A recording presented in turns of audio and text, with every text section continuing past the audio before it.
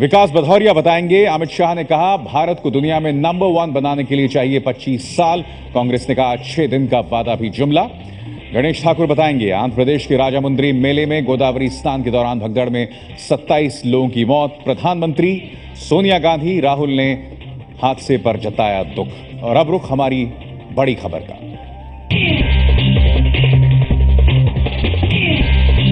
IPL में सट्टेबाजी पर आए आज 2 बड़े फैसले।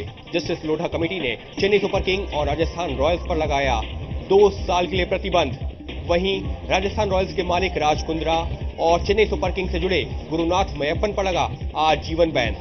दिल्ली में जस्टिस लोढ़ा कमेटी ने प्रेस कॉन्फ्रेंस कर आईपीएल सट्टेबाजी पर ऐतिहासिक फैसला सुनाया।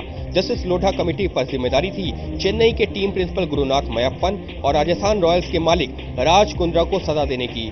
ये दोनों पहले ही सुप्रीम कोर्ट की तरफ से दोषी ठहराए जा चुके थे। जस्टिस लोढ़ा कमेटी ने चेन्नई के टीम प्रिंसिपल गुरुनाथ मयप्पन को सट्टेबाजी का दोषी मानते हुए आजीवन प्रतिबंध लगा दिया। अब वो जीवन भर क्रिकेट से कभी नहीं जुड़ पाएंगे। कमेटी ने राजस्थान रॉयल्स के मालिक राज कुंद्रा को भी सट्टेबाजी का दोषी मानते हुए उन पर भी आजीवन प्रतिबंध लगा दिया है। जस्टिस लोढ़ा कमेटी ने दोनों टीमों को चलाने वाले यानी मालिकों पर भी सवाल खड़ा किया। कमेटी ने राजस्थान रॉयल्स और चेन्नई सुपर किंग को भी 2 साल के लिए आईपीएल से बाहर कर दिया है। Due to the act of Mr. Gurunath Meyappan, team official of CSK, the purity of the game has been affected. Justice Lodha committee की तरफ से सुनाई गई ये सजा तुरंत प्रभाव से लागू हो गई है। चेन्नई और राजस्थान की टीमों पर बैन लगने के बावजूद यह दोनों टीमें आईपीएल खेल सकती हैं। जस्टिस लोढ़ा के एक प्रावधान के मुताबिक यदि दोनों टीमों को कोई और खरीद लेता है तो यह दोनों टीमें अगले साल आईपीएल में हिस्सा ले सकती हैं। भले ही एन श्रीनिवासन की चेन्नई टीम और राज कुंद्रा की राजस्थान रॉयल्स को जस्टिस लोढ़ा ने आईपीएल से 2 साल के लिए बाहर कर दिया है, लेकिन साथ ही उन्होंने अपने फैसले में ये प्रावधान भी रखा है कि अगर ये दोनों टीम के मालिक बदल जाएं, यानी कि इन दोनों टीमों को कोई और खरीद ले, तो फिर राजस्थान और चेन्नई की टीमें 2016 का आईपीएल खेल सकती हैं। चूंकि जस्टिस लोढ़ा कमेटी ने दोनों टीमों के मैनेजमेंट को दोषी मानते हुए टीमों पर बैन लगाया है, इसलिए फैसले में प्रावधान दिया है कि अगर मैनेजमेंट बदल जाए तो फिर टीमें खेल सकती हैं। हालांकि जस्टिस लोढ़ा के फैसले के खिलाफ अभी दोनों टीमों के पास हाईकोर्ट जाने का विकल्प खुला हुआ है, जहां वो अपने बैन के खिलाफ अपील कर सकते हैं। जस्टिस लोढ़ा कमेटी के फैसले से आईपीएल पर बड़ा असर पड़ सकता है। अब सवाल ये कि 2 टीमों पर बैन लगने के बाद आईपीएल गवर्निंग काउंसिल के पास आखिर क्या विकल्प बचे हैं। पहला विकल्प ये कि आईपीएल में 8 के बदले 6 टीमें ही रखी जाएं।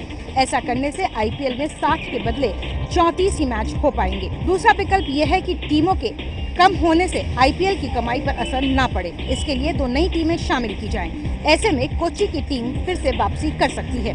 उद्योगपति नवीन जिंदल ने भी एक टीम खरीदने में दिलचस्पी दिखाई थी। तीसरा विकल्प ये है कि बैन से प्रभावित चेन्नई और राजस्थान की टीमों के खिलाड़ी प्रभावित न हों, इसलिए आईपीएल के सभी खिलाड़ियों की बोली फिर से लगाई जाए ताकि हर खिलाड़ी को मौका मिल सके।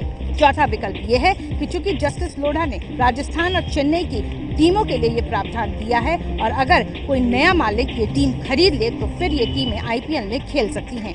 ऐसे में इन टीमों के लिए नए मालिक खोजे जाएं। फिलहाल गेंद आईपीएल गवर्निंग काउंसिल के पाले में है, लेकिन उन्हें जल्दबाजी नहीं होगी क्योंकि अगले आईपीएल में अभी साल भर का वक्त बचा है। सट्टेबाजी की जांच करने वाली मुदगल कमेटी के प्रमुख मुकुल मुदगल का मानना है कि लोढ़ा कमेटी के फैसले के बाद आईपीएल भ्रष्टाचार से मुक्त हो जाएगा। जांच की याचिका करने वाले आदित्य वर्मा ने भी इस फैसले का स्वागत किया है और इसके खिलाफ आपराधिक मामला चलाने की बात कही है। ये जो पनिशमेंट दी गई है ये बहुत स्ट्रॉन्ग पनिशमेंट है और इसका बहुत अच्छा प्रभाव होगा प्लेयर्स पे, बीसीसीआई पे, एडमिनिस्ट्रेशन पे। ये एक ऐतिहासिक फैसला है और इस फैसले से उन लोगों के लिए सबक है जो अपने आप को इतने बड़े समझ रहे थे, इतने एरोगेंट समझ रहे थे कि वो लॉ से अपने आप को ऊपर मान के चल रहे थे। सुप्रीम कोर्ट ने आईपीएल में भ्रष्टाचार की जांच करने के लिए 2013 में मुदगल कमेटी का गठन किया था। जांच की रिपोर्ट आने के बाद सुप्रीम कोर्ट ने लोढ़ा कमेटी को सजा तय करने को कहा था। आईपीएल में स्पॉट फिक्सिंग का खुलासा 2013 में हुआ था, जब दिल्ली पुलिस को बुकी और खिलाड़ियों के संबंधों का पता चला था। मई 2013 में दिल्ली पुलिस ने राजस्थान रॉयल्स के 3 खिलाड़ी एस श्रीसंत, अजित चंदीला और अंकित चौहान को स्पॉट फिक्सिंग के आरोप में गिरफ्तार किया। मई 2013 में ही सट्टेबाजी के आरोप में मुंबई पुलिस ने बिंदु दारा सिंह और उसके बाद चेन्नई के टीम प्रिंसिपल गुरुनाथ मयप्पन को गिरफ्तार किया। जून 2013 में बीसीसीआई ने 2 जजों की कमेटी बनाई। श्रीनिवासन को अध्यक्ष पद से हटने को कहा। जुलाई 2013 में जजों की कमेटी ने मयप्पन, राजकुंद्रा और चेन्नई और राजस्थान की टीमों को क्लीन चिट दी। जुलाई 2013 में ही क्रिकेट एसोसिएशन ऑफ बिहार ने बॉम्बे हाईकोर्ट में पीआईएल दाखिल की। हाईकोर्ट ने 2 जजों की कमेटी को असंवैधानिक करार दिया। अगस्त 2013 में बीसीसीआई बॉम्बे हाईकोर्ट के फैसले के खिलाफ सुप्रीम कोर्ट गई। अक्टूबर 2013 में सुप्रीम कोर्ट ने आईपीएल में सट्टेबाजी और स्पॉट फिक्सिंग की जांच के लिए जस्टिस मुदगल कमेटी बनाई। मार्च 2014 में सुप्रीम कोर्ट ने श्रीनिवासन को अध्यक्ष पद से हटने के लिए कहा ताकि निष्पक्ष जांच हो सके। जनवरी 2015 में मयप्पन और कुंद्रा को सुप्रीम कोर्ट ने दोषी माना। सजा के लिए जस्टिस लोढ़ा कमेटी का गठन किया। 14 जुलाई 2015 को जस्टिस लोढ़ा कमेटी ने मयप्पन और कुंद्रा पर आजीवन प्रतिबंध लगाया। चेन्नई और राजस्थान की टीम पर 2 साल के लिए पाबंदी लगा दी गई। अभी सुप्रीम कोर्ट की तरफ से नियुक्त जस्टिस लोढ़ा कमेटी का अधिकारियों पर फैसला आया है। खिलाड़ियों का केस फिलहाल निचली अदालतों में चल रहा है। बीजेपी ने अपने अध्यक्ष अमित शाह के भाषण का वीडियो और ट्रांसक्रिप्ट जारी किया है। दावा किया गया है कि अमित शाह ने अपने भाषण में ये कहीं नहीं कहा था कि अच्छे दिन आने में 25 साल लगेंगे। बीजेपी के मुताबिक भोपाल में कार्यकर्ताओं को संबोधन में अमित शाह ने कहा था कि देश को दुनिया में सर्वोच्च स्थान पर बैठाना है तो 5 साल की सरकार कुछ नहीं कर सकती। मित्रों, देश को दुनिया में सर्वोच्च स्थान पर बिठाना है तो 5 साल की सरकार कुछ नहीं कर सकती। मैं 5 साल की सरकार कुछ नहीं कर सकती ऐसा कहता हूं तो इसका मतलब ये नहीं है कि चीजों से हम बात। अमित शाह के इस बयान पर टाइम्स ऑफ इंडिया ने खबर छापी थी कि अमित शाह ने कहा है कि अच्छे दिन आने में 25 साल लगेंगे। विरोधियों ने अखबार की इस खबर को मोदी सरकार के खिलाफ मुद्दा बना दिया। जब तक अमित शाह के भाषण का वीडियो सामने आता तब तक अच्छे दिन के दावे पर विरोधी सवालों के गोले दाग चुके थे। लोकसभा चुनावों में अच्छे दिन लाने का दावा करने वाली बीजेपी अब कह रही है कि 25 साल लगेंगे भारत में अच्छे दिन आने में। संबित पात्रा जी से बात करते हैं। संबित जी, ये कैसी बात है? देखिए, जिस प्रकार से अध्यक्ष जी अर्थात आदरणीय अमित शाह जी के बयान को तोड़ मरोड़ के मीडिया ने प्रस्तुत किया है, ये बहुत ही निंदनीय है। 5 वर्षों के अंदर हम पूरी तरह से अच्छे दिन लाएंगे और वो लेके आ रहे हैं। 25 वर्षों में जो विषय को उठाया जा रहा है, हेडलाइन बनाया जा रहा है, वो इस बात को लेकर कहा गया है कि जिस प्रकार का सोने की चिड़िया हिंदुस्तान अंग्रेजी राज्य से पहले था, उसे स्थापित करने की बात की गई है। बीजेपी अध्यक्ष अमित शाह के बयान पर विपक्ष ने साधा निशाना। कहा, आखिरकार बीजेपी का चुनावी जुमला ही निकला, अच्छे दिन का वादा। अमित शाह के बयान पर कांग्रेस ने किया तीखा हमला। कांग्रेस ने कहा कि अच्छे दिन लाने का वादा भी बीजेपी का चुनावी जुमला ही था। कांग्रेस नेता दिग्विजय सिंह ने ट्विटर पर चुटकी लेते हुए लिखा है, अमित शाह, अच्छे दिन आने में 25 साल लगेंगे। अमित जी, आपके अच्छे दिन तो आ गए, ऐश करिए, सभी मुकदमों को समाप्त करा लीजिए, जनता जाए भाड़ में। दिल्ली के मुख्यमंत्री अरविंद केजरीवाल ने भी बीजेपी पर निशाना साधा है।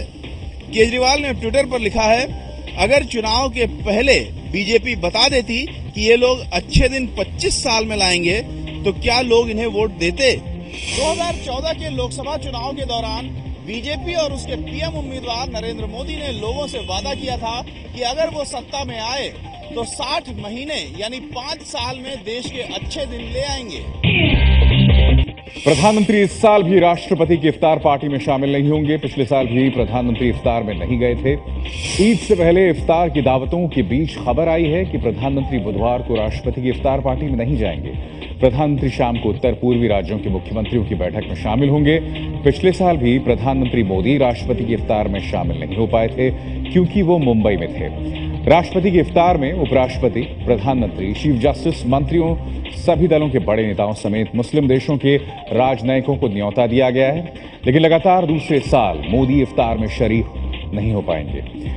सोमवार को ही सोनिया गांधी ने इफ्तार की दावत दी थी। केजरीवाल से लेकर लालू तक इफ्तारी दे चुके हैं, लेकिन प्रधानमंत्री मोदी न तो कभी किसी इफ्तार पार्टी में शामिल हुए और न कभी उन्होंने कोई इफ्तार पार्टी दी ही है। राष्ट्रपति प्रणब मुखर्जी हर साल इफ्तार पार्टी रखते हैं, लेकिन ये दूसरी बार है जब राष्ट्रपति की इफ्तार पार्टी में प्रधानमंत्री मोदी नहीं होंगे। आगे बढ़ेंगे और देखेंगे नीतीश ने किया केजरीवाल की दिल्ली को पूर्ण राज्य बनाने की मांग का समर्थन।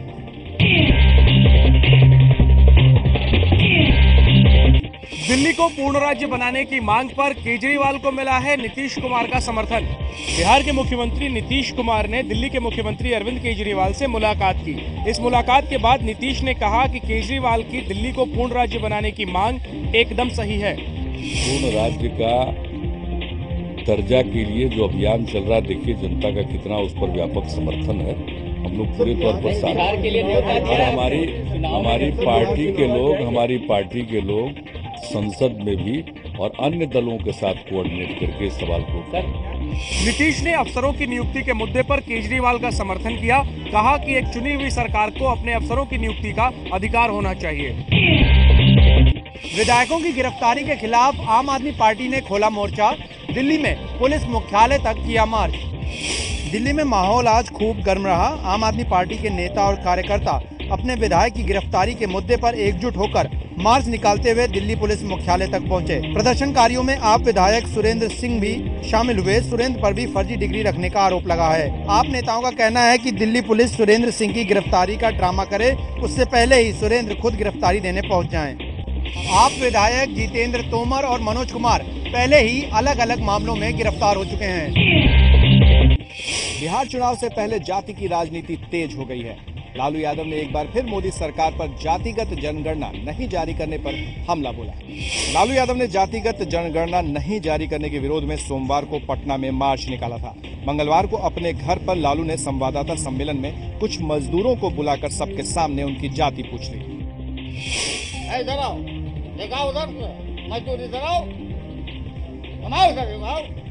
बताओ ये कौन जाति का लोग है? बताओ कौन जाति के हो तुम? बोलो उधर क्या तो ये मजदूर है। आप कौन जाति का है? मुसलमान है। तुम कौन जाति का? बोल। जातिगत जनगणना की रिपोर्ट जारी करने की मांग पर लालू यादव 26 जुलाई को उपवास पर भी बैठेंगे।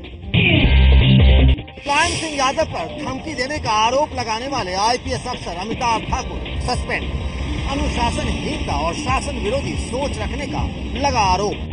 कैसे ये हिम्मत कर सकता है कोई अधिकारी कि वो सेवा नियमावली का उल्लंघन करे?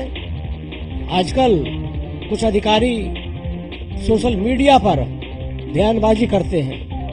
कुछ अधिकारी कुछ भी मनमर्जी काम करते हैं, कोई विकास में सहयोग नहीं करते हैं, अपने दफ्तर का काम, अपनी जिम्मेदारी का निर्वहन नहीं करते हैं। तो क्या करेगी सरकार?